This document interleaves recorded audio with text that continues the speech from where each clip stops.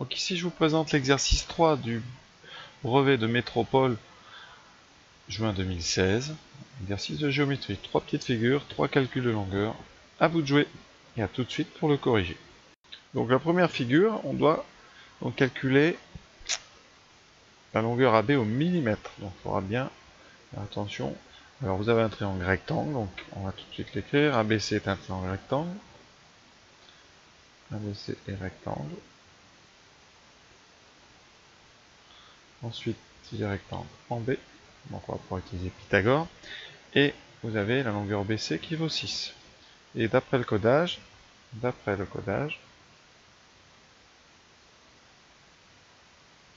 la longueur AC, c'est 2 fois la longueur BC. Parce que vous avez les mêmes codes ici et là.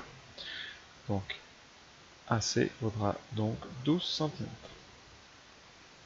Alors maintenant, on utilise Pythagore. Donc, dans ABC, rectangle en B, d'après le théorème de Pythagore, bien, on a AC carré qui vaut BC carré plus AB carré. Ça nous donne AC carré, donc 12 au carré, égale BC carré, 6 au carré, plus AB carré. 12 au carré, c'est 144. Ça vaut 36 plus AB carré. Conséquence, eh bien 144 moins 36, ça fait 108. Donc, eh bien, le carré AB vaut 144 moins 36, c'est-à-dire 108. D'où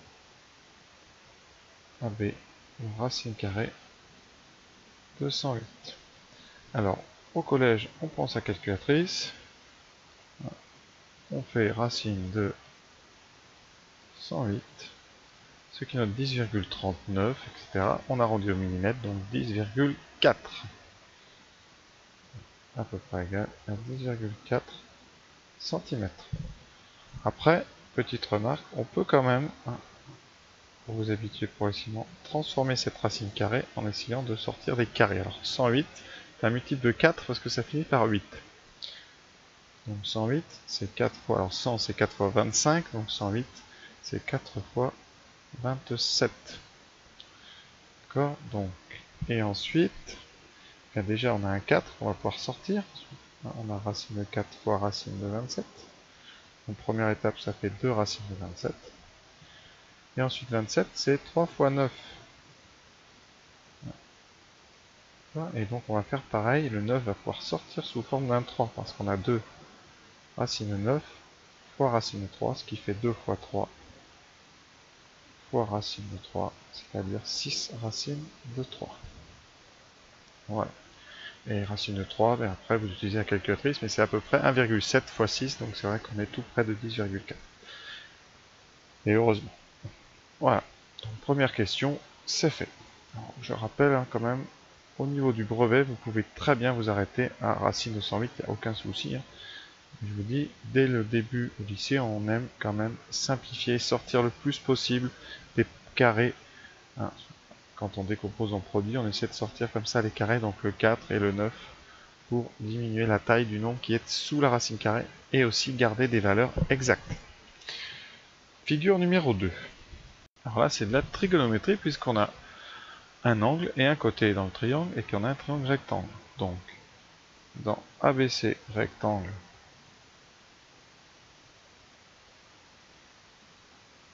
A, eh bien on va utiliser de la trigonométrie. Alors, c'est l'angle qu'on connaît ici, c'est l'angle en C.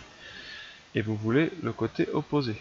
Et vous connaissez l'hypoténuse. Donc, vous allez utiliser opposé sur hypoténuse, c'est donc le sinus. Sinus 53 degrés, il vaut donc opposé sur hypoténuse, c'est-à-dire AB qu'on cherche sur 36.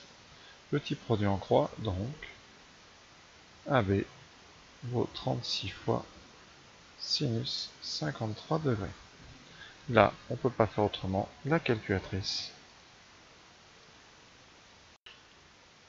36 fois sinus 53, 28,75. On arrondit au millimètre. Comme ici, ça finit à 0,8 après, c'est plutôt 60. Donc on sera à 76. Donc on va arrondir à 28,8.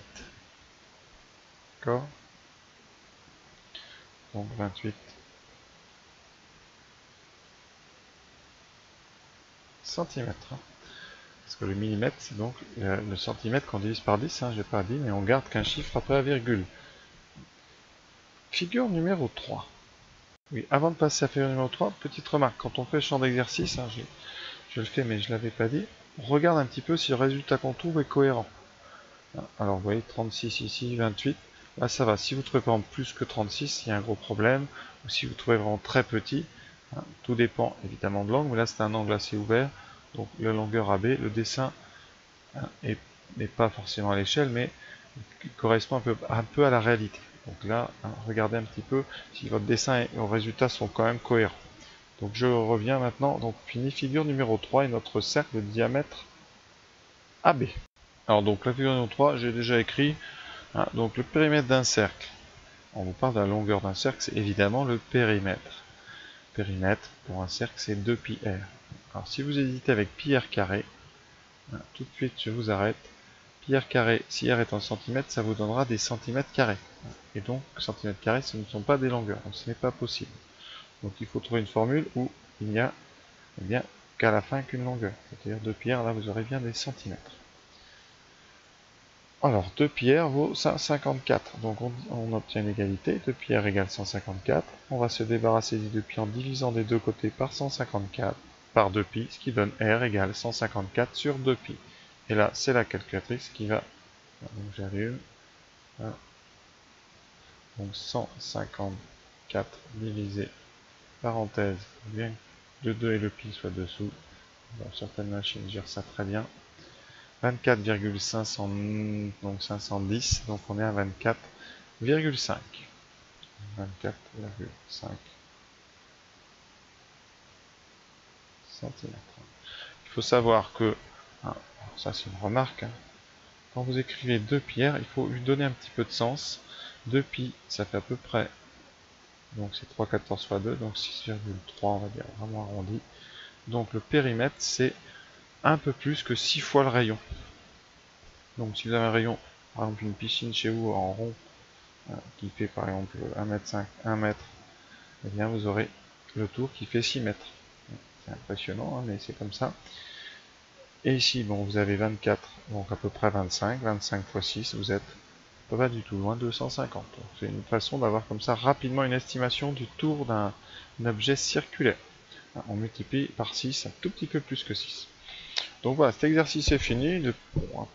Assez simple, mais ça permet comme ça de voir si vous connaissez bien toutes les formules simples de géométrie.